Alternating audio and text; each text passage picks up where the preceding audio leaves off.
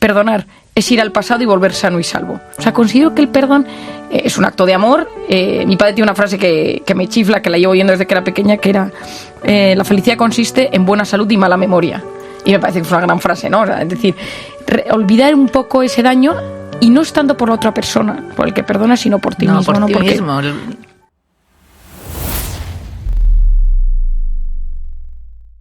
Ya dices algo en sobre la importancia del perdón. Uy, es que te diré que el perdón es lo que es de los temas, junto con el amor, son mis dos temas principales. Bueno, es que cuando a todos nos pasan cosas en la vida y siempre echas la culpa a los demás, sale de dentro de alguna célula de estas que tú le vas a llamar no sé cómo.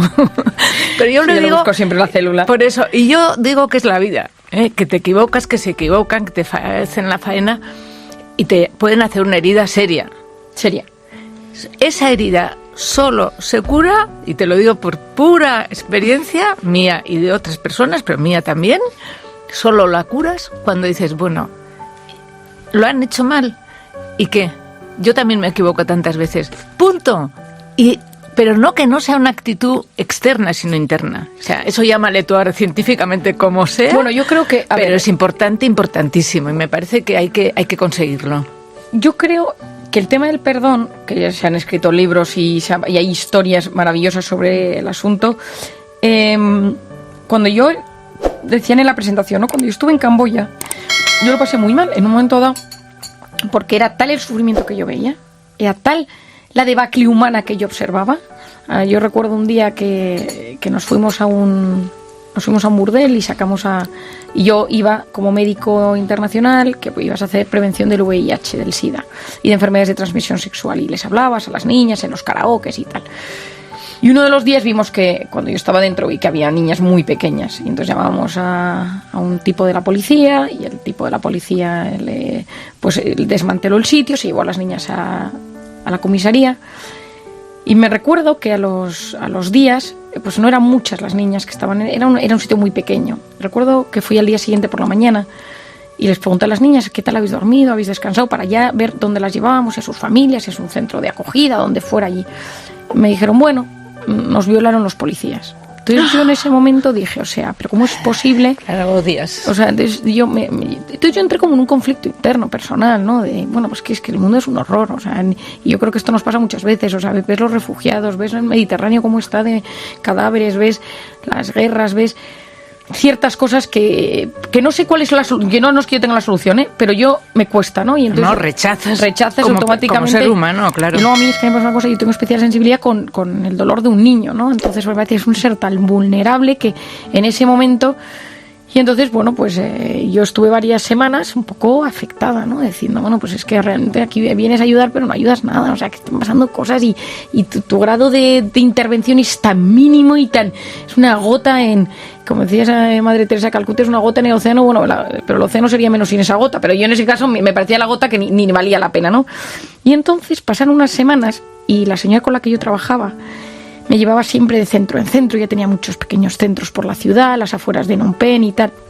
Y me presentaba niñas y entonces un día me dice, te voy a llevar a un sitio que tengo bastante lejos de la capital, donde tengo niñas que he sacado de lugares un poco más peligrosos o que son más pequeñas. Entonces eran niñas como todas de menores de 13 años. Incluso había bebés que eran de chicas que se habían quedado embarazadas de clientes y de estos, y estaban allí. Entonces, bueno, iban todas las niñas igual vestidas, con unas camisas hawaianas, y me puse a hablar con algunas de ellas. Todavía es muy larga, pero el caso es que una de esas niñas vino a verme y se sentó conmigo y se puso a hablar y me contó su historia, y su historia radicaba en que ella trabajaba ella vivía con su abuela, sus padres habían muerto y su abuela, en la misma casa vivían ella, varios hermanos y parece que un par de primos. Y entonces, una de las cosas que hacen en estos países es cuando llega un empresario extranjero, pues el empresario extranjero se va a una casa y entonces las familias llegan y les dan a sus hijos pues para el jardín, para que limpien. Es una boca menos a la que alimentar, que el empresario que ha montado algo allí pues les da de comer durante esas semanas o esos meses que se queda. Y esta niña una niña muy espabilada, una niña de 12 años, una niña muy simpaticona, que mientras me lo contaba, y a las semanas pues este señor le pidió una noche que subiera a su cuarto y la violó. Y pasaron varias noches y ya se escapó, y entonces no sabía dónde ir. Y entonces fue buscando y se acordó que había un señor indio de la India, que a veces iba por los barrios más pobres a repartir arroz, y ella alguna vez había ido a su casa a pedirle arroz y dijo, este señor me acogerá. Entonces fue y era un misionero.